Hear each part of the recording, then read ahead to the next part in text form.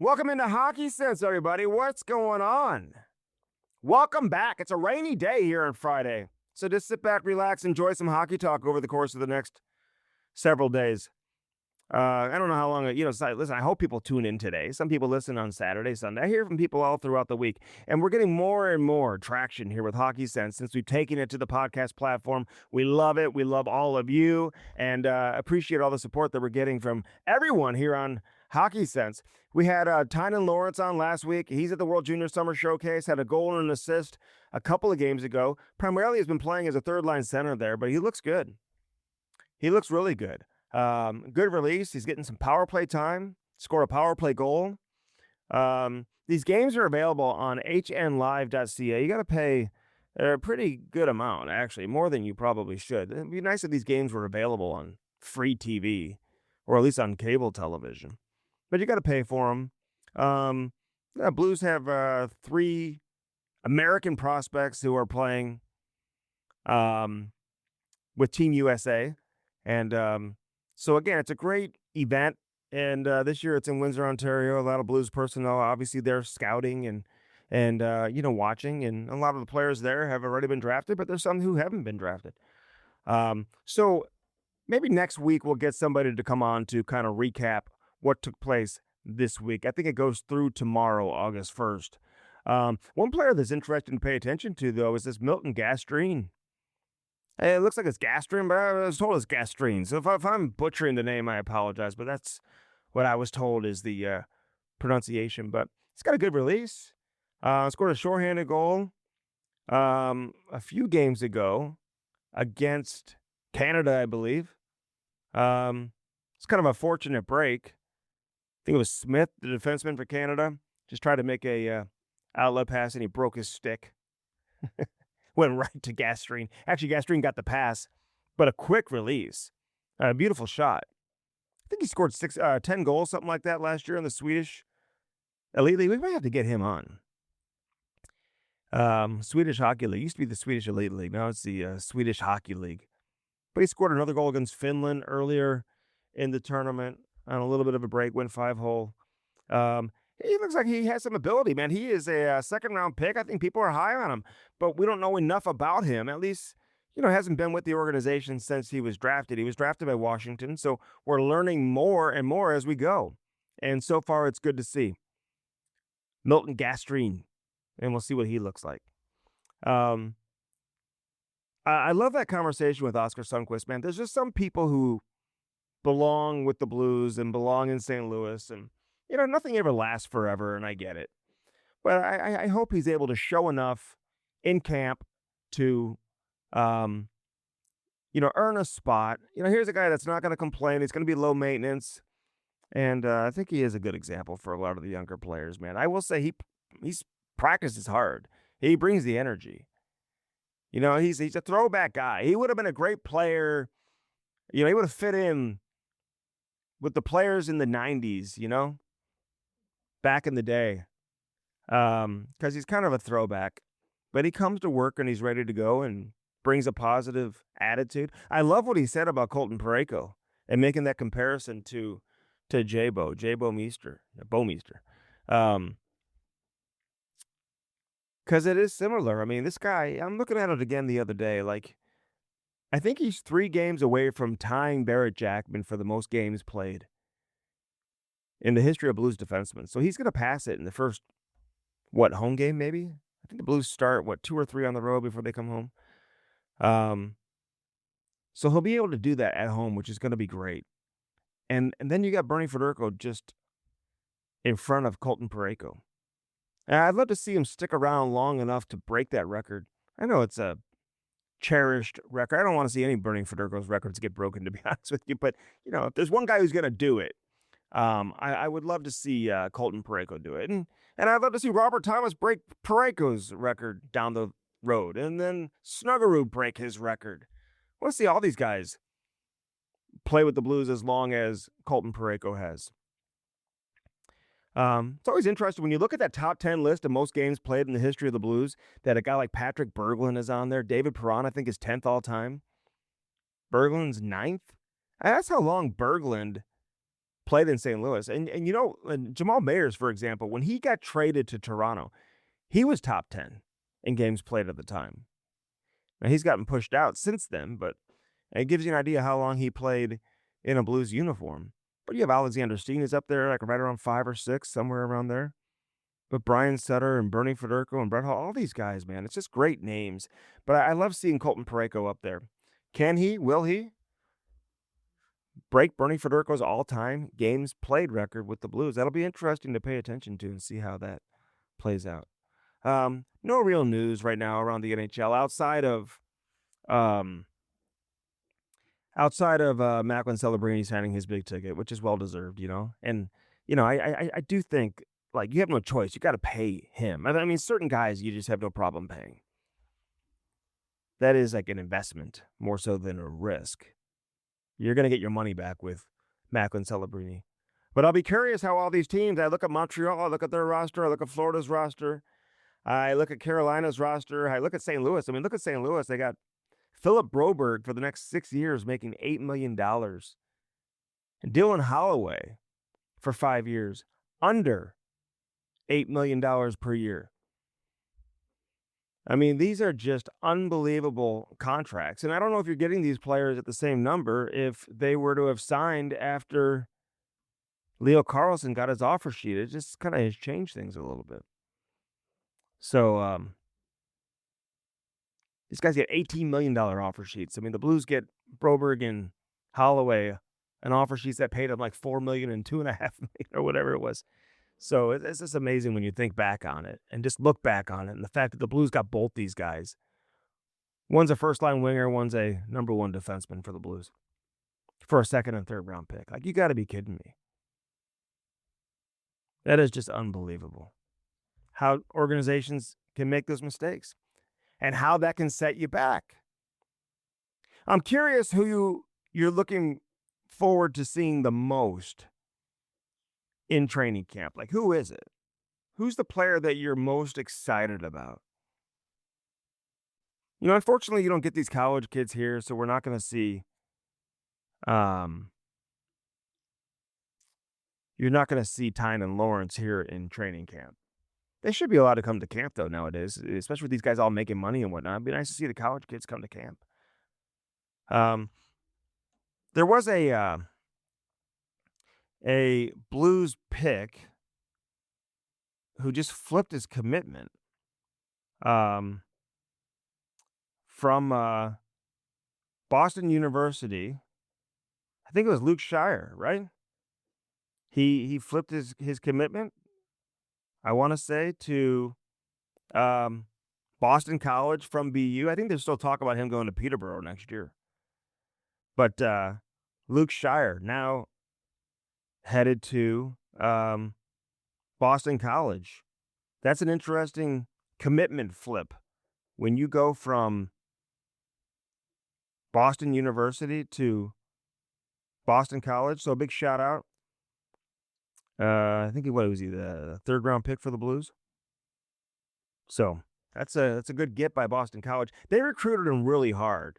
BU did as well. I thought we'd have a couple of players there with BU. I thought we'd have Lawrence and Shire. But he was 75th overall.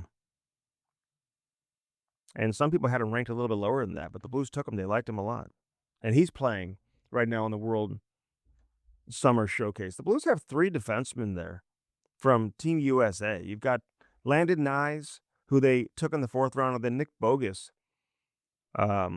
who's shown a couple of things as a 5th round pick, who's representing Team USA at the World Summer Showcase. Be sure to check out these games if you can.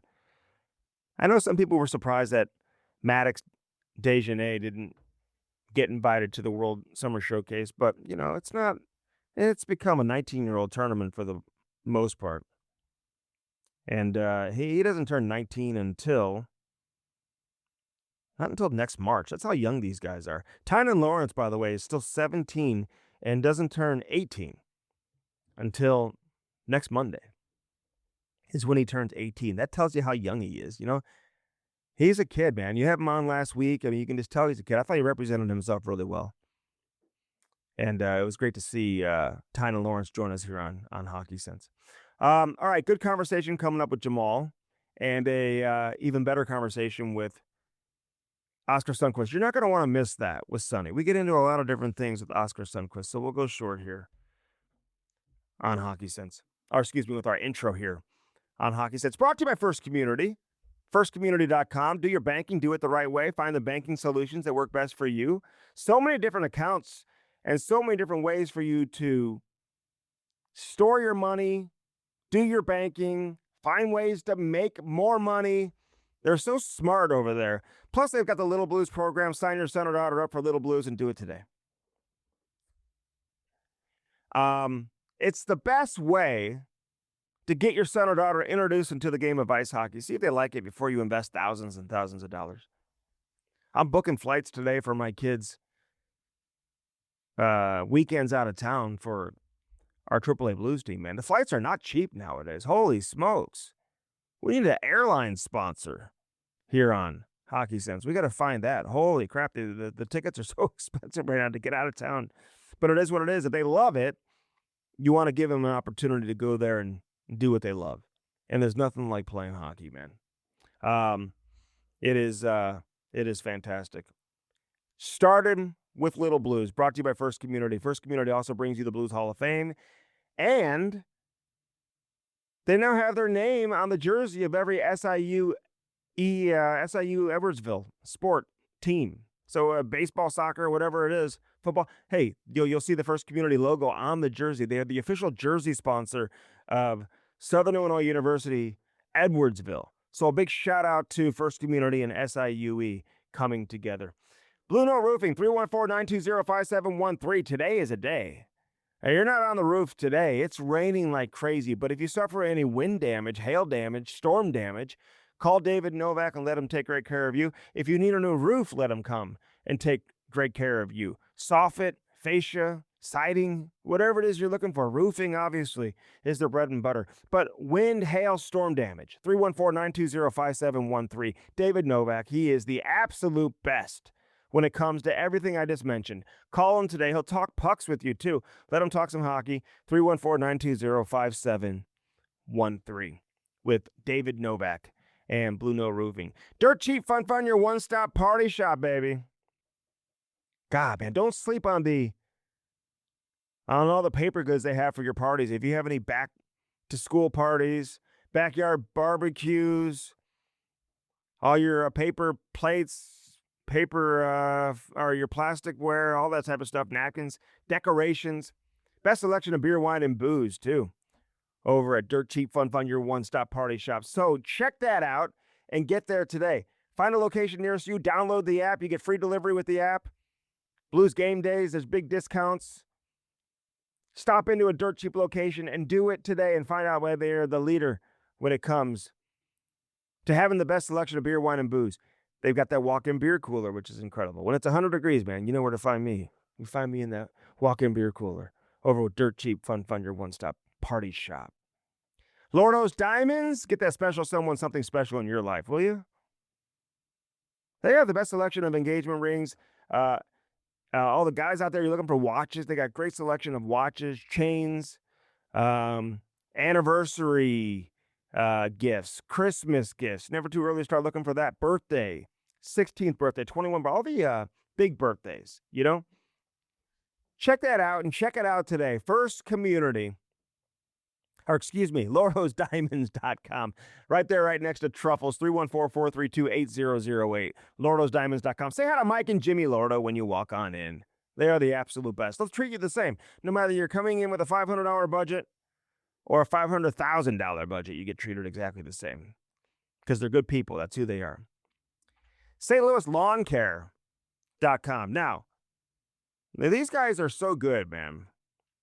I told you I have my lawn is looking like Petco Park in San Diego. That's how nice it looks in my backyard. They're like, who cuts your grass? People ask me, who cuts your grass? Well, I'll tell you who does. That's St. Louis Lawn Care. That's who cuts my grass. They are the best in the business, man, and I mean that. And it's not just lawn mowing, although they do that at the highest level. Fertilizer program, the sod installation, you can do that. Snow removal is amazing. So when the snow comes, you know who to call. St. Louis Lawn Care. They do mulching, aeration, the overseeding, which is incredible, leaf removal. You're going to need that before you know it.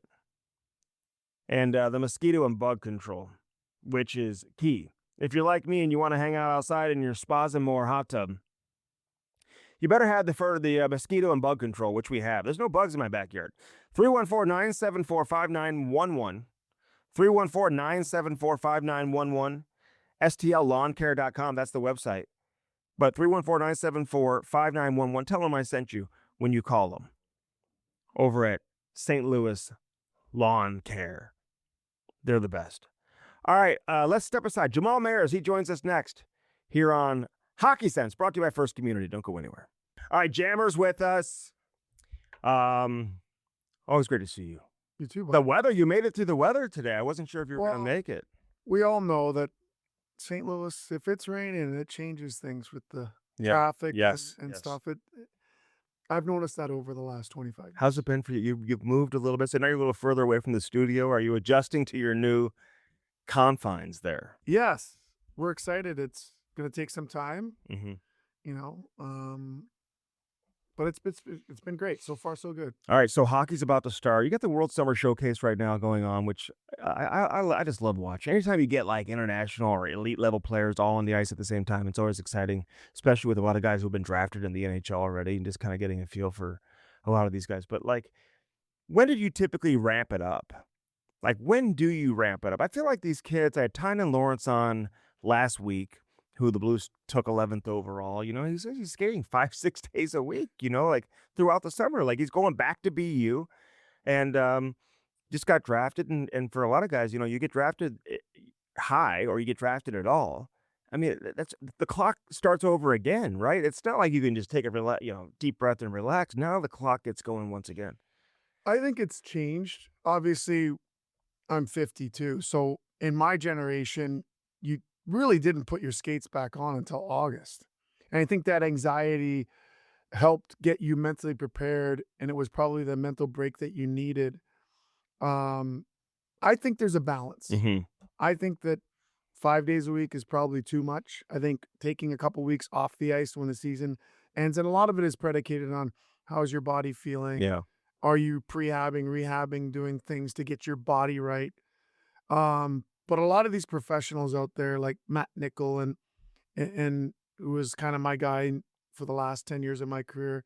Ben Prentice. Yeah, they have like Gary Roberts. Yeah, they have a program and a plan in place for each player that is very individualized. And I think that's the best part. And I think that you also have to listen to the player. If the player feels more comfortable getting on the ice, then the conversations I'm guessing, are more tailored to you need to stay off the ice. If it's a player that doesn't really want to get on the ice, or maybe they say, hey, a couple times a week would be okay. Mm-hmm. And I think there's a balance.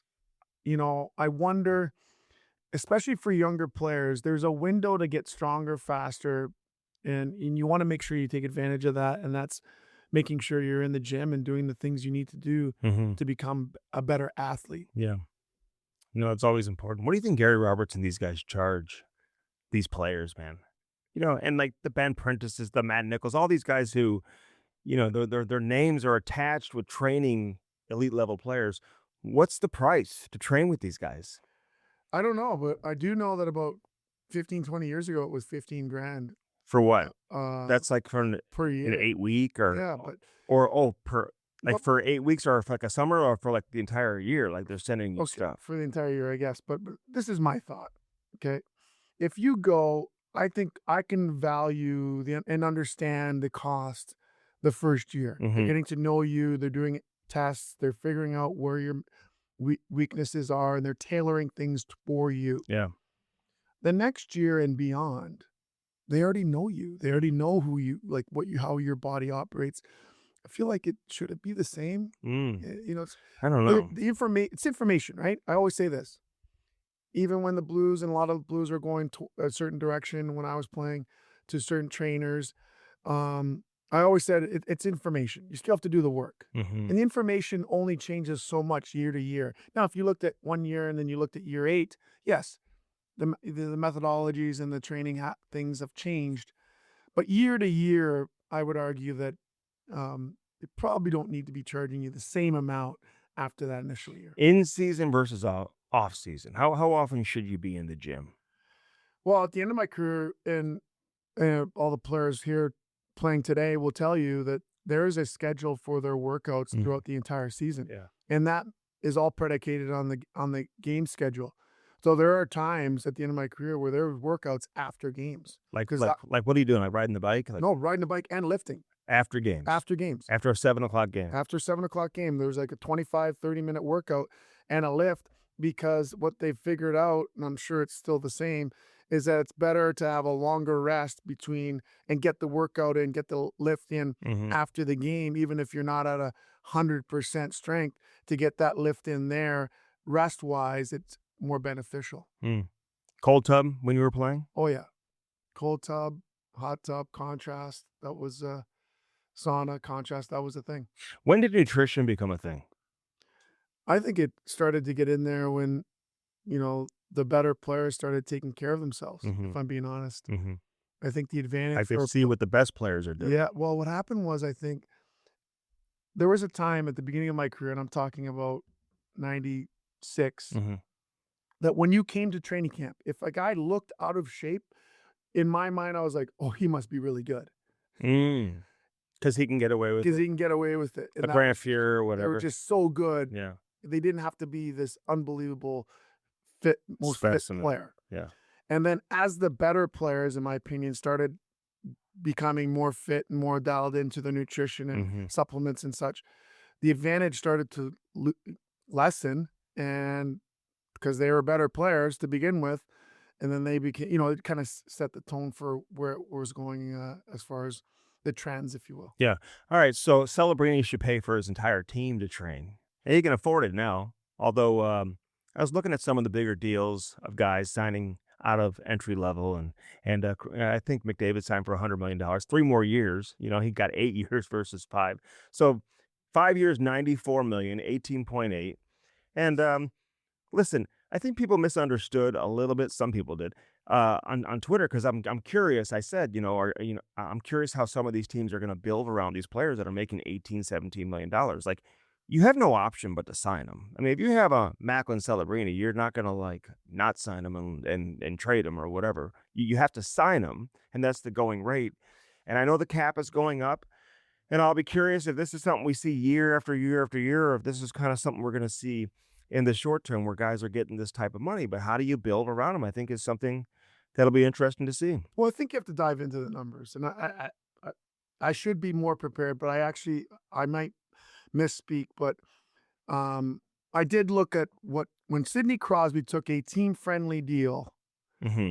relative to what the cap was. I believe he took around 16% Yeah. of that number. And Malkin did around the same. Yeah. Okay, and now you're seeing Matt Celebrini take 18%. Hmm. He didn't take 20%. Which I think is around where McDavid and Draisaitl, they were all around 18%. Okay, so the point being is Yeah. that was done with thought in mind Hmm. to allow the team to also be able to go out and fill the roster and make sure they can build a team. So I think that's what we have to do. You have to do a deeper dive Sure. into the numbers relative to the cap as it goes up and what percentage that player's taking. Yeah. And I'm sure that was something that Macklin was very mindful of, knowing him a little bit, that he wanted to make sure that they can surround him with a great team. How much pressure do you think there is on superstars from the Players Association to make sure they're maximizing their value? And not, like, listen, some guys maybe just be really good guys and be like, I can live off $10 million a year, but they're not going to do that. And that wouldn't be good for the Players Association either.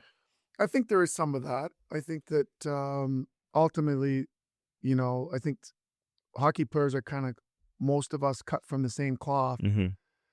And the difference in your life making 15, well, quite frankly, making 10 and making 18 is not. Although all these guys are talking about, oh, we get taxed this much, and they think they're the only people in the world that get taxed. So now you have to live off of like 7 million, versus 10 million. I get it, you know what I mean? And they are taxed an awful lot because they don't realize players, when you get taxed in every city you play in. Yeah, that's true. And there's a few years, 10, 15 years ago, they started this thing where, an entertainment tax. Yeah. These taxes, just this making up tax Mhm.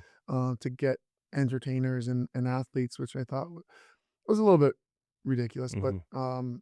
it is what it is. No one's going to feel sorry for the athletes making all that money. Yeah. I'm looking at the best groups of players, the best core groups in the league under the age of 25, and people are talking about San Jose. You look at Anaheim. You can look at Chicago. I mean, Philadelphia has a good core group of players. Montreal, I mean, they're unbelievable in terms of their core group of players under the age of 25. When you look at Caulfield, who's still under 25, and Demidov and Slavkovsky and all these guys. I mean, even a Tim Stützle in Ottawa, he's not even 25 yet. So a lot of great young players, man. I Mhm. mean, did you have that when you came into the league? Were teams building around players 25 and under, like to the rate they are now? No, no, I think that's not the way it was. As you know, free agency didn't come until you were 31, and guys were Mhm. signing Which is crazy to me. 9-year deals or 8-year deals, I believe, at that time. So, um, I think that there's a lot of estimating, prognosticating, hoping that your younger player is that. You have to draft well, you have to develop well, and you have to believe that you've got the right guys Yeah. because you have to pay your guys. And I think that um, that's what you're seeing. I think that that's going to be the real challenge going forward. And I think that sometimes people are over analyzing and discussing what's happening with guys going to form super teams and doing all these Yeah. things because I think that window is only because of the cap going up so significantly. I think that once that window, everything will kind of Yeah, exactly. That's what I gravitate was saying. down It's a in the short-term sand. It's thing. a short term thing. I think once that the sand kind of clears, Mhm. it'll kind of even itself out, and the money will be distributed the way it should be. All right, before I let you go, because I'm curious your take, and people always want to know your take on the Blues. Where do you see St. Louis this year? Um, just in terms of what their roster is going to look like, and you bring Brandon Carlo on board. I know he's a veteran D, who I think they bring on board as insurance for Jurasek in case he's not ready. Who they think is going to be a player. So you've got between Carlo, Tucker, Jurasek. One of those three is going to be in the lineup every single night with Cam Fowler on the back end. Assuming Lidstein is who we thought or think he is based off of what we saw at the end of last season, and he can still fit in with Colton Parayko in your top four, and then Broberg and Mayu. But your forward group, and bringing Ross Johnston on board now, and Oskar Sundqvist, who's going to join us in a couple of minutes, like it's going to be all the competition's kind of in the bottom part of your roster offensively. But how do you look at St. Louis? What do you like about them? Well, I think they're a playoff team. You do. I do. I think that it's not going to be easy, Mhm. obviously, with the Central Division and all the teams that are there that are looking to take a step. Um, the reality is that they're kind of stuck in that middle. Are they guaranteed a playoff team? I think we're all hopeful that that's going to be the Yeah. case. But that's a tough place to be, and it's really hard to take that step forward. So I'm really curious to see what happens, quite honestly, in the next 2 to 3 years as Alexander Steen puts his fingerprints on this roster and figures out a way and goes the direction that he wants to go. Hmm. I have all the faith and confidence that you know, he is the right guy. He'll but I'm interested to see, as Doug will still be advising and helping, but I really am interested to see the differences Hmm. in how Steiner decides to make decisions and what direction he chooses to go. That may mean he decides to get rid of guys that he played with Hmm. just because of the optics and the way he wants to go in a different direction. Yeah. That may mean that he decides, you know what, it's time for Binner to move on. That may mean it's time for us to focus on these 4 or 5 players and let's go younger. Yeah. I'm really curious to see, but I think this year is kind of um, a bridge between Army and Steiner, and I think that they're stuck in that middle where I do believe they're a playoff team, but they very well might not make the playoffs, and that really puts Steiner in a tough position about, okay, what direction are we going into? And maybe that's a healthy thing for this organization to go through, Yeah. is maybe they don't make the playoffs, and it Mm. makes it an easier decision for Steiner to To kind of move strip on from things certain away. guys. Yeah.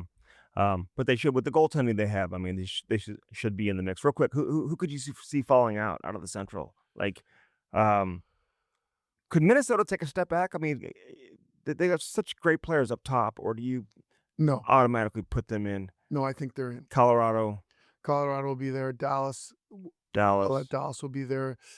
I think Winnipeg, everyone's thinking that that was a But they didn't kind make the of playoffs you last know, year, right? but everyone was thinking they're going to come back to Hmm.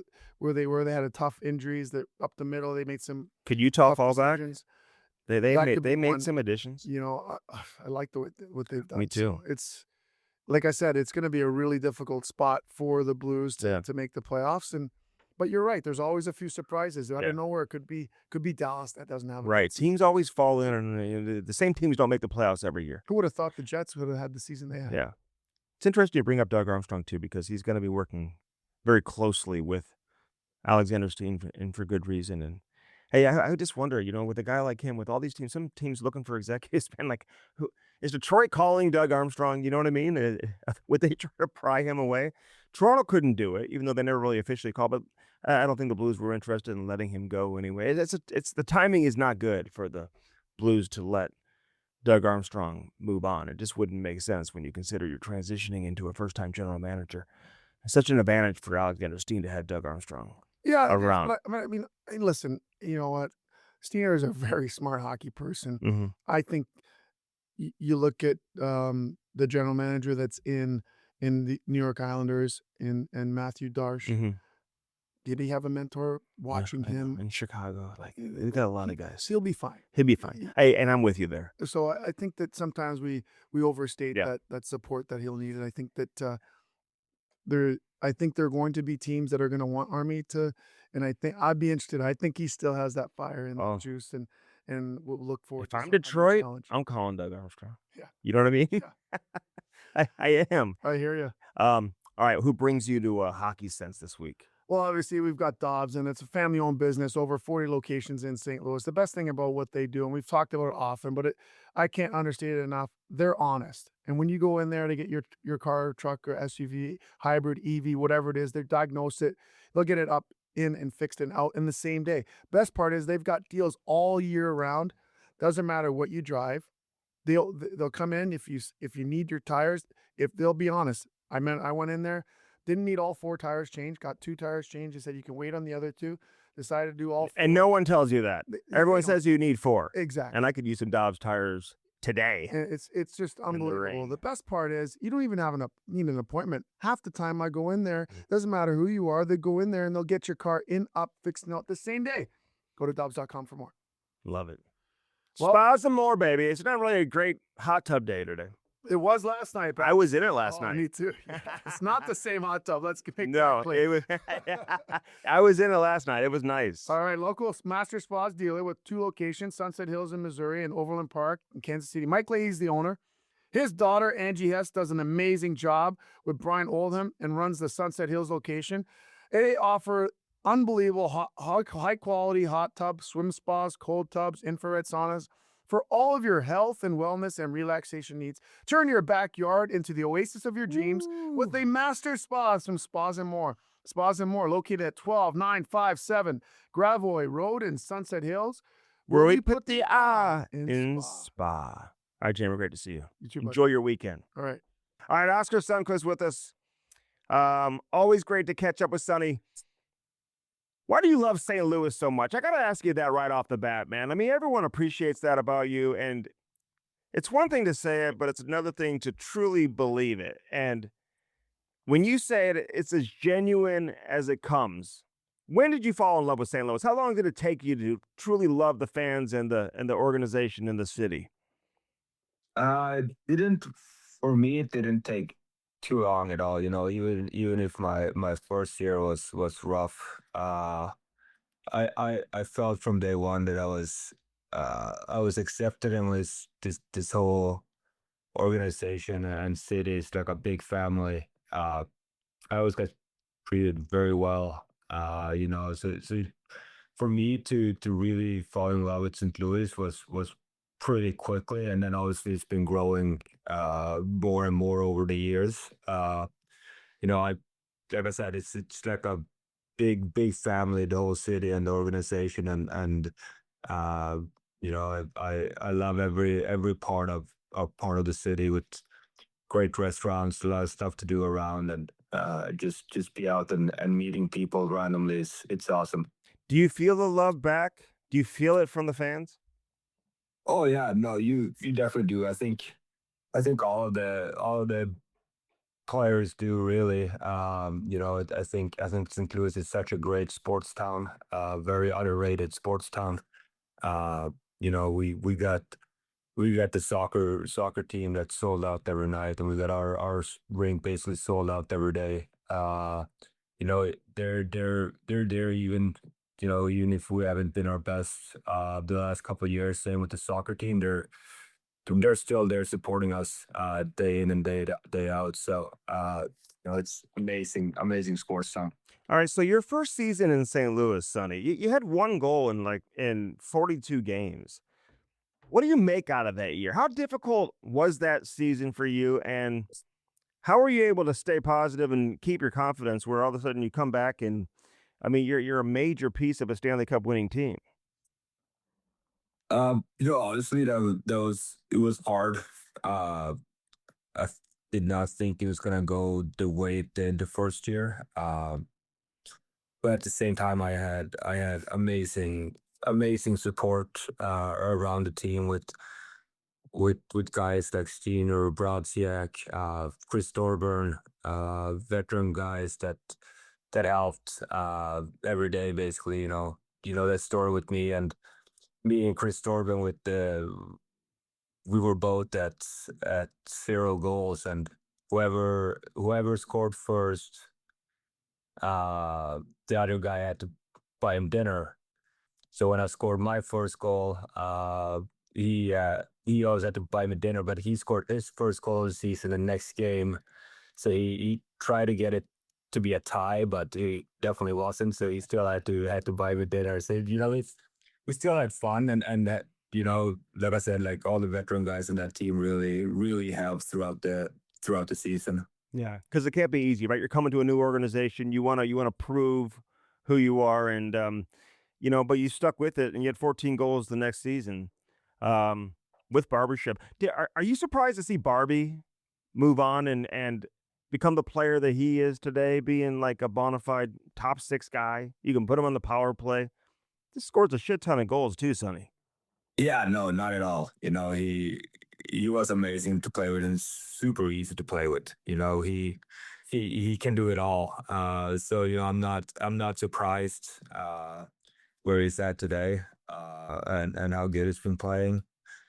You could see that kind of when I was playing with him, that didn't really matter where you put him. He's gonna be a guy that everyone loves to play with, and I'm pretty sure that Eichel and those guys loves to play with him, because like I said, he's so all around and can do the dirty work and still dish you a nice pass. So no, not surprised. Yeah, and he crushes guys too. Oh Um, yeah, he does. He doesn't look like a guy that can run you over, but I tell you what, he's rock solid. oof. And he fights too. Like I mean, if he Yeah. he's like a confident fighter than when he drops the gloves. Hey, these young kids that come into the organization, if they were to ask you what kind of player Alexander Steen was, and because you played with him, not only on the same team, but obviously on the same line in really important games at the highest level, like how do you describe him as a player?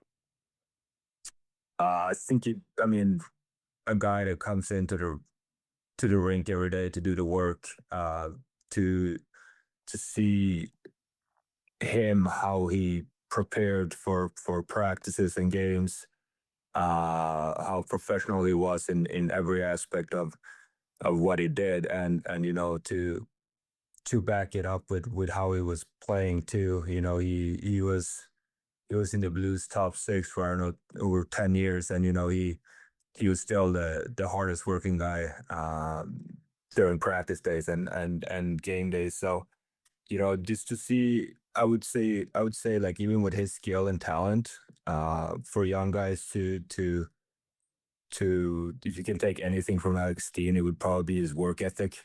Uh, he really worked his ass off, and it's kind of what we need to get back to with our guys too, and me included, to just show up every day and work our asses off and kind of lead the way.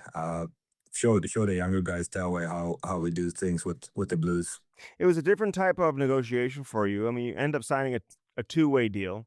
Was that difficult to do? And how much are you betting on yourself that you can earn a roster spot, and you're going to be a part of this team? Like, what's your mentality now the rest of the summer and entering training camp? Uh, it was. I mean, it was like I said, it wasn't really what we hoped for, but that's life. It doesn't always you don't always have the win in your back. It's gonna push back sometimes too. So, uh, but I'm still excited. Right now for me, it's just to do my part here this summer and work as hard as I can and be as prepared as I can and come in and show Steen and those guys that I really want the roster spot, and I'm not gonna back down and kind of lay down flat because I have a two-way deal. I'm gonna come into this training camp and show them that I deserve to be with the Blues and be up here for the rest of the season. So no, just excited for a challenge, and like I said, I have to come in as prepared as I can. And I know you will, but you haven't been in this position in a long time. So, how will you approach training camp this year? Is it going to be different, or you've always been serious and a hard worker and a guy who brings it when it's time to be serious? You can always count on you from a work ethic and an effort standpoint. So, do you really have to adjust anything or make any changes, or what's your approach going to be? I mean, a little bit. It's a little bit different now than we'll say uh, 8 9 years ago when I came in here. It's a different game for me. It's more getting my conditioning up and stuff like that, and just be able to take those little extra strides out there. So changing up a little bit with how I'm working out this summer, more with trying to get the lungs and stuff like that going. So it, it's changing a lot, and you have to adapt with it, otherwise you get left behind. So uh like I said, I'm still excited for the challenge, and it it is a new old situation for me, and this kind of challenge is usually lights a fire under my ass, so I'm excited for it. Yeah, you never have to really change. I mean, the game doesn't get easier, but at the same time, you get smarter, you get older, you get more experienced. Yeah, are you able to compensate and make some adjustments to your game and still be just as effective, maybe without being the fastest guy on the ice, Sonny, which you don't have to be effective?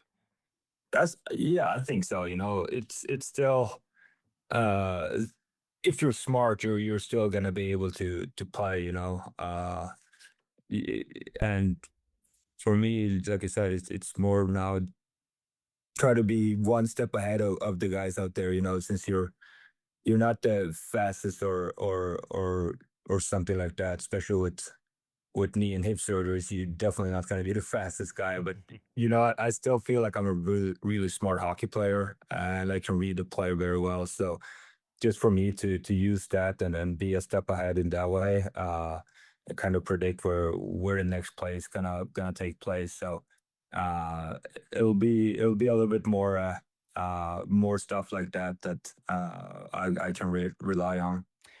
How was your experience playing in the World Championships? And I know you got an injury. I was actually watching the game when you got hurt. Like, walk us through what happened and how you're feeling now. uh kind of kind of saw him the whole way there through the neutral zone, and just try to get away from him. I did not think he was gonna I thought that he was gonna kind of abort the hitting, try to hit me, especially when I got away. unfortunately he went knee on knee, and it's for me, with my history with knee injuries, it's a scary situation to be in. And you know, you don't know what's wrong when the moment happens, and you're fearing the worst, obviously. Luckily, I came back to St. Louis right after couple of days, 2 days after that game, and did an MRI here in St. Louis, and we got the best possible result back, that nothing was, no ligaments were torn or anything. So, but still, you get really scared when stuff like that happen. You feel pain, but you don't know what's wrong. But no, like I said, I got lucky, and uh, it only took a week or two to heal. So I'm very lucky with that hit, and I'm fully healthy.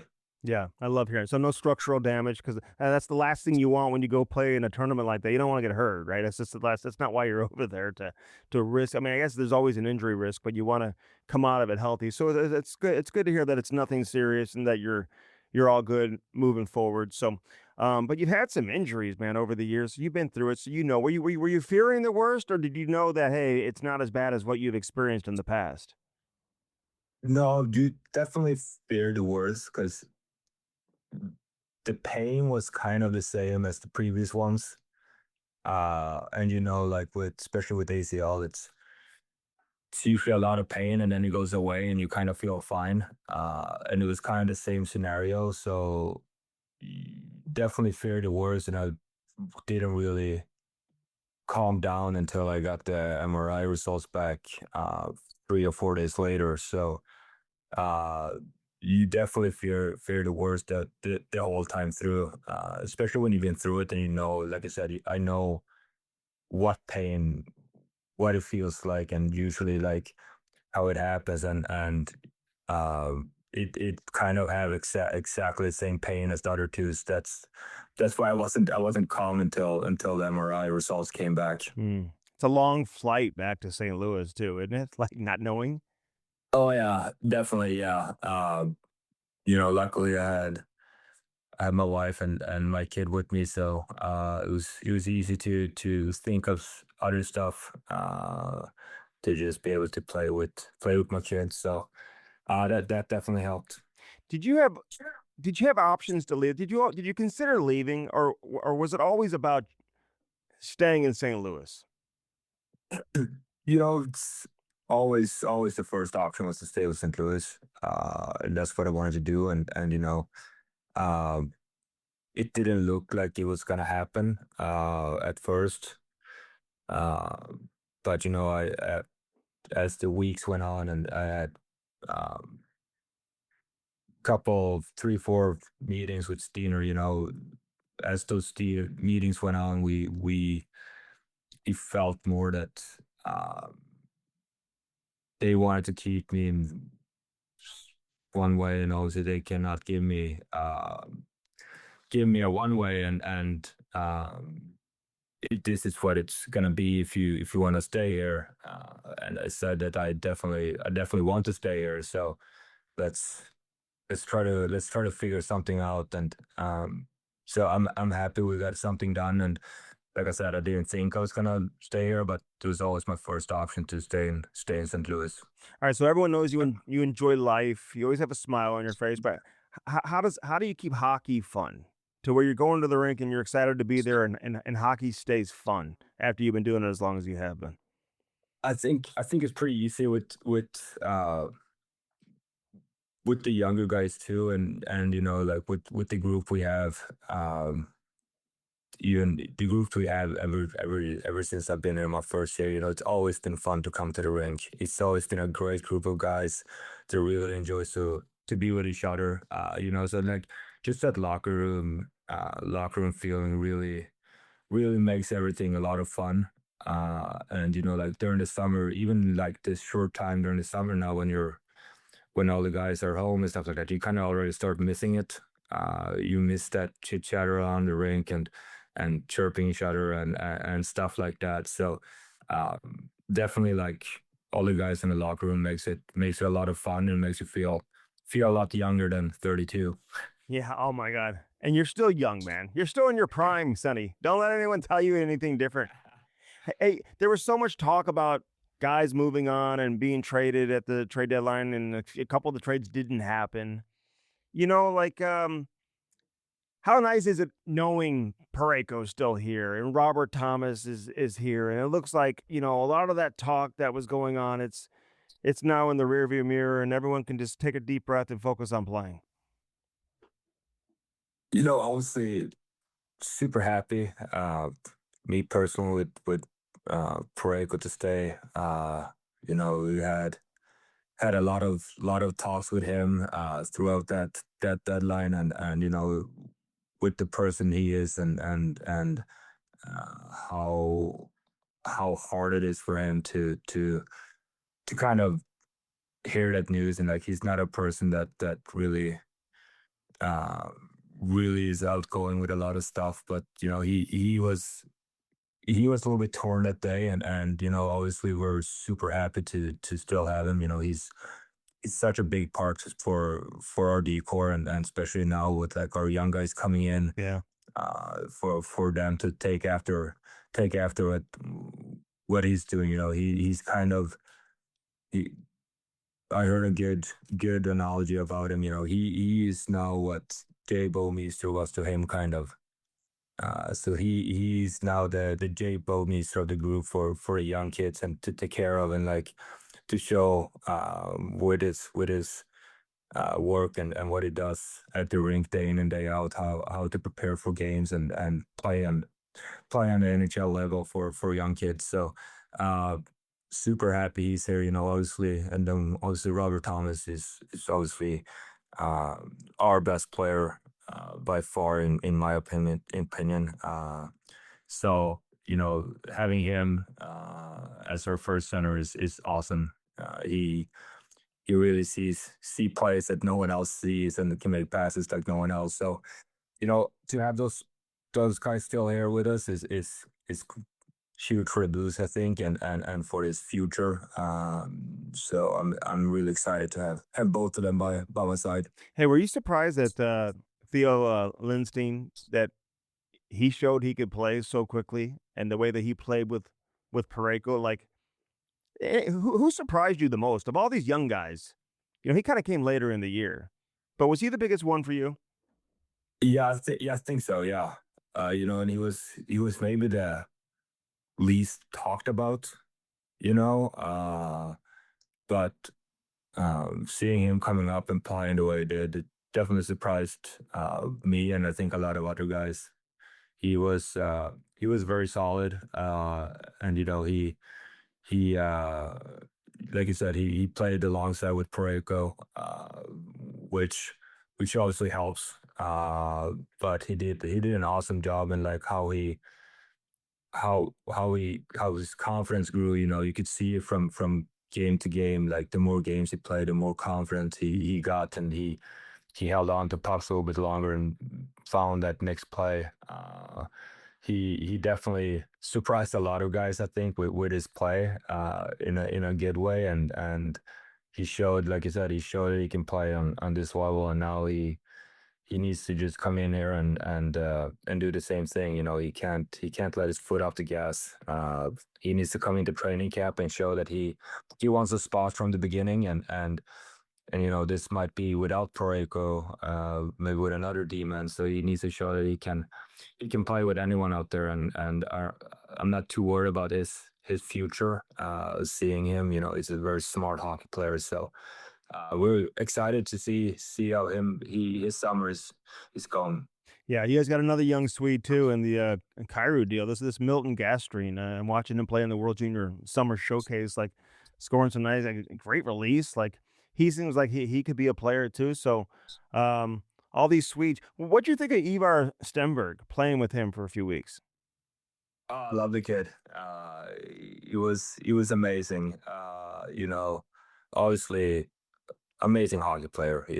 so skilled and so poised with the puck. I feel like he is a guy that he dictates the tempo on how fast it's gonna go out there, and that is not a lot of hockey players can do that.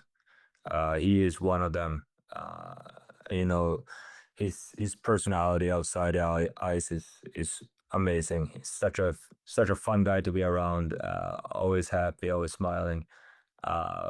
Obviously, he's 18 years old. It's not a care in the world for him. So he's awesome. Great kid, great guy, and awesome hockey player. And it was amazing to see him for a few weeks and be that close and see what he can do on the ice.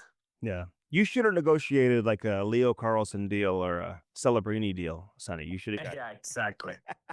18 million plus, man. Yeah. It's just crazy. But I see how you're the leader of all these Swedes that are here with Broberg and Stenberg and Berggren, who's an unbelievable guy. Like, I love the collection of Swedes that we have here. I always have had that here in St. Louis, man, and how they all look up to you, man. It's great to see. Before I let you go, what's the most like underrated part of this team? I feel like, people are maybe sleeping on St. Louis a little bit. I think people who are diving deep into the roster be like, wow, this team could be a playoff team.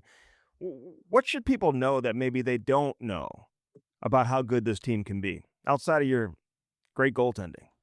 Yeah, I was gonna say the best goaltending in the league. I think there's a great mix, and I think the pieces that they've been adding is really really good pieces for the Blues, both on D and on forward, obviously. I think this team is more skilled, and if we can find a way to all drag it the same way and work together, it's gonna be a really fun season. But I think, like I said, I think the most underrated part is going to be um, our second and third line. I think those two are going to be really good for us. Yeah, I agree, man. I'm looking forward to it. It's a shorter training camp, not as many games either. It's going to be interesting how all that goes. So I know you're out of town for a wedding. Sonny, I appreciate it, man. Fans always love hearing from you. So enjoy the rest of your summer. We'll be seeing you at the rink before too long. I mean, it's almost August. August starts tomorrow, so then we're only like a month and a half before training camp yeah. gets going. So we'll be seeing you soon, man. Enjoy. Hope the family's doing well. Enjoy the rest of the summer, man. We'll be in touch for sure. Oh well, thanks, Andy. Thank you so much. All right, Sonny. Take care, buddy. See you, buddy. Yep. Thanks, man. All right, so that's Oskar Sundqvist. Great stuff from him. That interview is brought to you by First Community. Hey, I talked about it early in the show. First Community, they put their logo on every single sport jersey across the board with SIUE. Big shout out to First Community. And so now if you ever go watch SIU Edwardsville play in any sport, you're going to see First Community on that jersey, man. So you got to love that. First Community. So many banking options, so many great things they do. Nobody supports hockey in St. Louis like First Community. Give Laura a shout out, Laura Alfelt. And, of course, Glenn Barks, man. He is the absolute best. And we love the support that they give us here on Hockey Sense each and every week here live from Half Coast Studios. Wouldn't be here without First Community. They are the absolute best. Better get Mako. You hear us say that all the time. Mako. You got to be kidding me. Locally owned and operated since 1982. They've got more than 75 years of combined experience at the Kirkwood Mako. You got to get to the Kirkwood Mako, 840 South Kirkwood Road. You can give them a call, 314-821-4433. 314-821-4433, 840 South Kirkwood. They've got great working relationships with all the insurance providers and fleet management companies, too. They focus on drivable cars. If your car's not drivable, probably shouldn't bring it in. And the reason why they do that, they want to get cars fixed and out. And so no one's waiting for weeks before they can get their car back. They want you to take it in and then get the car back. So as long as you can drive it, you can take it to the Mako Kirkwood location. Take it to that Kirkwood location. They specialize in cosmetic collision repair and auto painting. So again, drivable cars, it allows you to turn around the repairs as quickly as possible. Free written estimates scheduled on the phone, online, or just stop by Monday through Friday, 7:30 to 5 p.m. 840 South Kirkwood Road. All right, we appreciate Oskar Sundqvist for joining us. And Jamal Mayers, obviously, earlier in the show as well. We'll come back and wrap things up on this edition of Hockey Sense, brought to you by First Community. Don't go anywhere. All right, that'll do it for this edition of Hockey Sense. Fun show once again, man. I love talking with Sonny. I hope you enjoyed that conversation. Put the comments in there. I love reading the comments. I want to hear what people have to say about Oskar Sundqvist, and anybody else you want us to get onto the show. Let me know. A little bit different in terms of what we do with Cam and Strick. Although Sonny's been on with Cam and I before. Great conversation we had on when we had him on a few years ago. He was awesome. We tried to differentiate the shows a little bit, not to confuse people with Cam and Strick. But we appreciate the support nonetheless, especially from our friends over there at First Community. Check them out, firstcommunity.com. Do that today. Lordo'sDiamonds.com. Get that special someone, something special in your life. St. Louis Lawn Care, STLLawnCare.com. Get that lawn mowing and get it going. Dirt Cheap Fun, your one-stop party shop. Easy Tiger Cannabis. Top Shelf Cannabis. They're out of Arizona, but they ship nationwide.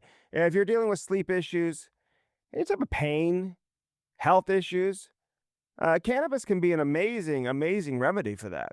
Talk to one of the experts. They'll deliver to you. EasyTigerAZ.com, that's the website. Those stores are in Arizona, but they're soon to be nationwide.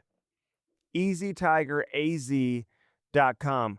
Everything's cultivated in-house, grown in-house. They've got the chocolates, they've got the candies, they've got everything. And they will make you, whatever you need it for. They've got something for everybody. So check it out, EasyTigerAZ.com for Easy Tiger Cannabis. And of course, everybody over there at Dirt Cheap Fun, Blue Note Roofing, 314-920-5713. 314-920-5713 for Blue Note Roofing. Call David Novak and call him today. All right, we are out of here, man. For Aiden, for everybody affiliated with this edition of Hockey Sense, I'm Andy Strickland, reminding you to keep your head up and your stick on the ice. Training camp just around the corner. But we are in the dog days, but we keep going year-round here on Hockey Sense. I hope you enjoyed the show today. Have a great weekend. We'll do it again next Friday. See you, everybody.